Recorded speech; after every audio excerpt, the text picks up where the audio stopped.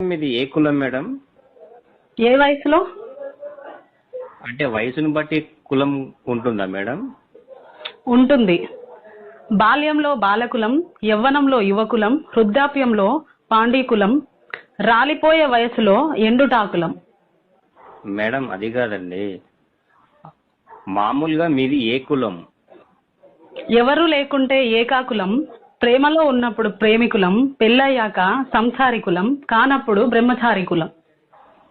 అది కాదండి మేడం, కమ్మ కాపు లాంటి మీది ఏ కులము?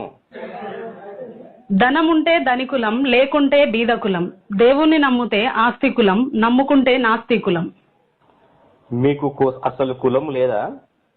ఎందుకు లేదు? ప్రయాణిస్తే ప్రయాణికులం, యాత్రలు చేస్తే యాత్రికులం, మాయలు చేస్తే మాంత్రికులం, ఉపన్యాసం ఇస్తే ఉపన్యాసికులం, హాస్యం పండిస్తే విదూషకులం, పాడితే గాయకులం, సభలో ఉంటే సభికులం, సినిమా హాల్లో ఉంటే ప్రేక్షకులం, టీవీల ముందు ఉంటే వీక్షకులం.